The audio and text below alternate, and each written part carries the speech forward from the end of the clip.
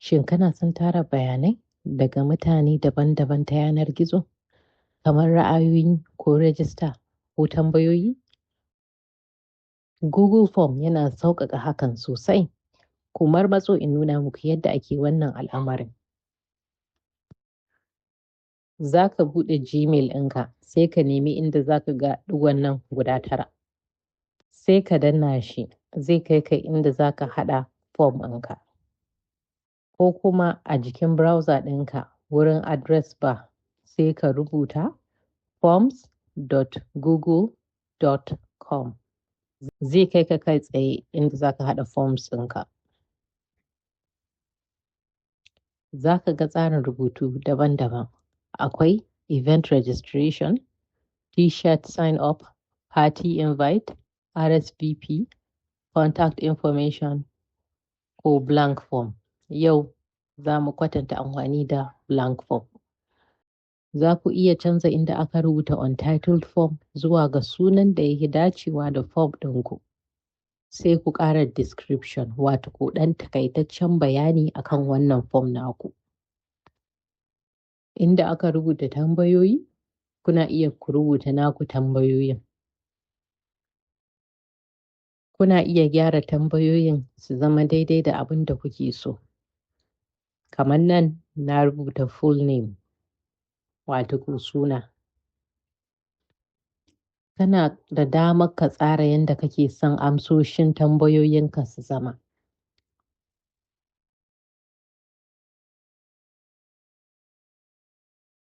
Kana iya zaɓen paragraph, wato ko a ɗan yi takaitaccen rubutu, short answer, multiple choice, wato ko za ka ba su zaɓi guda 3 ko 4 ko 5, sai su zaɓi guda 1 ko 2, ya danganta ga yadda ka tsara abin naka. Ko ka ba su checkbox, wato ko cikin 2 ko 3 ko 4 suna iya su zaɓi 1. Ko drop down, wato ko za ka rubuta amsoshin sai su zaɓa 1 daga ciki. Ko drop down shi ne zai ba su dama in suka danna wurin amsoshin, duka amsoshin su zubo. In suka zubo sai su zaɓi guda 1 daga ciki. Inda buƙata ma za ka iya cewa su yi uploading file, wato ko su sama ko hoto wani document akan wannan tambayan. Tambayata ta yau na zaɓi short answer, wato ko amsa a taƙaice. Ga tambayata ta biyu nan na rubuta location. Za ka iya ka canza tsarin rubutunka, ko ka sa yayi bold ko italics ko kuma underline. In kuma duk ka sa kaga abin bai ma ba, za ka iya ka je wurin remove formatting. Za ka iya tsara tambayoyinka sashe-sashe. Za ku ga anan na sa sashi na 2. In ka gama za ka iya zuwa sama, inda za ka ga zanen mutum tare da alamar tarawa. Shi zai ba wani ikon ya ga form ɗinka kuma ya taya ka gyarawa. Ko kuma kana iya ba duk mai link dama ya duba wannan form ɗin ya cika shi. In ka gama duk wannan, za ka iya zuwa publish.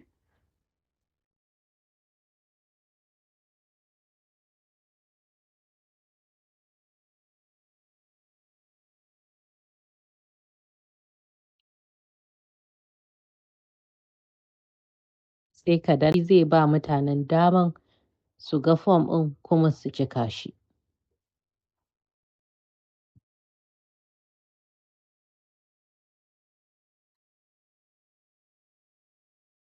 Za ka je kan published ka danna. Za ka ga ya nuno ma inda za ka iya copying link ɗin ka aika ma wani don ya samu damar shi ma ya cika form ɗin nan.